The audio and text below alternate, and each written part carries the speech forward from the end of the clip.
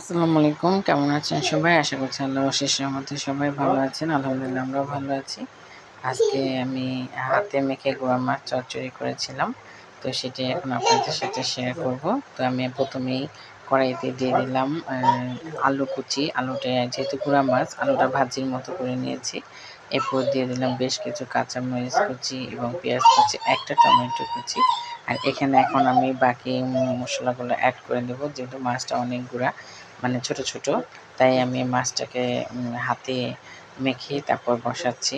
এই তো এখন দিয়ে দিলাম ধনিয়া গুঁড়া 1 চা চামচ, আর হলুদের গুঁড়া দিব একটু বেশি, 1.5 চা চামচ পরিমাণ দিয়েছি, আর হচ্ছে মরিচের গুঁড়া, যেহেতু ছোটো মাছ একটু ঝাল খেতে কিন্তু ভালো লাগে। আর এখন দিয়ে দিলাম হচ্ছে লবণ পরিমাণ মতো, দরকার হলে লবণটা দেখে আবার দেওয়া যাবে।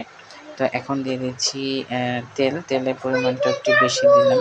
ছোটো মাছে তেল একটু বেশি দিলে কিন্তু ভালোই লাগে। আর এখন দিয়ে দিচ্ছি আদা রসুন বাটা। তো আমার হচ্ছে হাতে আমি সব সবজিটা আগে মেখে নিলাম, টমেটো আর আলুটা মশলাগুলো দিয়ে ভালো করে মেখে নিলাম। তো মাছটা ছোটো বলে মাছটা একটু পরে দেবো।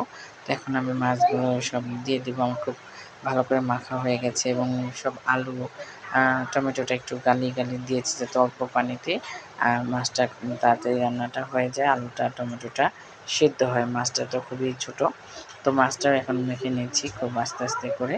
মাছটা মেখে নিয়ে আমি এখানে হাতে ধুয়ে পানি দিয়ে দেবো এবং পানিটা দেবো সামান্য পরিমাণ, বেশি না। এই যে এটা বসিয়ে দিয়েছি, প্রায় হয়ে গেছে।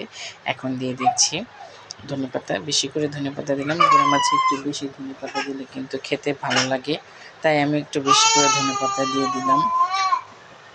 এখন আমি এটাকে ভালো করে নেড়ে চেড়ে তারপর নামিয়ে ফেলবো। তো এই যে নেড়ে চেড়ে দিচ্ছি। এভাবে আমি গুঁড়া মাছ চচ্চড়িটা করে নিলাম, আর একটু ঝোলটা টানিয়ে নিব। তো আপনারা গুঁড়া মাছ হাতে মেখে খেতে কার কেমন লাগে সেটা অবশ্যই আমাকে কমেন্টস করে জানাবেন। আর আমার এই রেসিপিটা যদি আপনাদের কাছে ভালো লাগে অবশ্যই লাইক কমেন্ট শেয়ার করে দেবেন। তো আর করেছিলাম আমি পাবদা মাছ ভুনা, আর হচ্ছে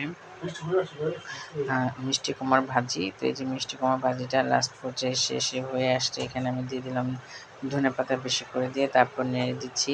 আর ধনেপাতার ফ্লেভারটা কিন্তু খেতে খুবই ভালো লাগে, আমার কাছেও খুব ভালো লাগে, তাই আমি বেশি করে একটু ধনেপাতা দিয়ে। আর সবসময় তো আমার ঘরে ধনেপাতা থাকে না, কারণ আমার বের হওয়া হয় না, এই কারণে ধনেপাতাও আনা হয় না, যার কারণে আমি যখন পাই একটু বেশি করেই দিই সব তরকারিতে। যাই হোক, এখন করেছিলাম হালকা অল্প পরিমাণ টমেটো দিয়ে পাবদা মাছ ভুনা। পাবদা মাছ খেতে তো আমার খুবই ভালো লাগে, আমি এটা খুব পছন্দ করি।